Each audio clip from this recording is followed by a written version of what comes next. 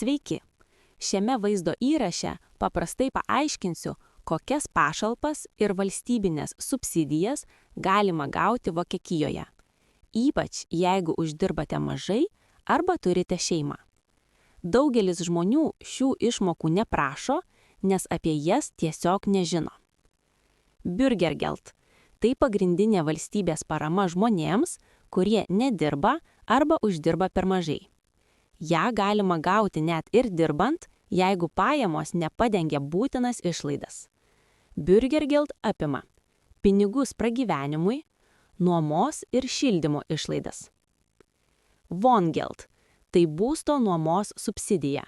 Ja gali gauti žmonės, kurie dirba, negauna Bürgergeld, moka nuomą, bet pajamos yra ribotos. Svarbu žinoti, Wohngeld nereikia grąžinti. Kindergeld – tai išmoka už kiekvieną vaiką. Ji mokama dirbantiems, nedirbantiems, savarankiškai dirbantiems. Svarbu, net užsieniečiai gyvenantys Vokietijoje turi teisę gauti Kindergeld.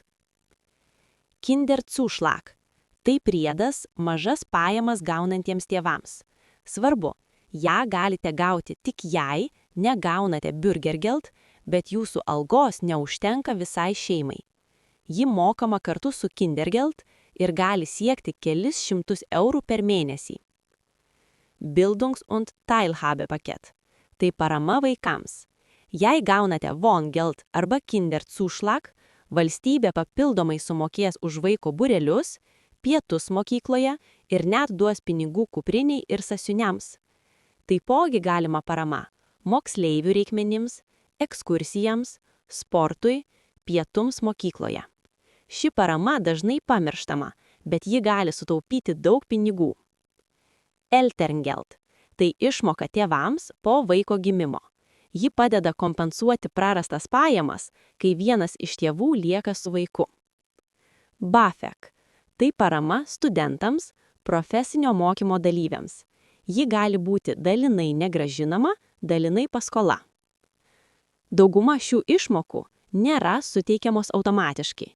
Jas reikia prašyti pačiam. Jeigu neprašote, valstybė nemokės. Kitame vaizdo įraše parodysiu, kaip patikrinti, ar jums priklauso šios išmokos ir kur pateikti paraiškas.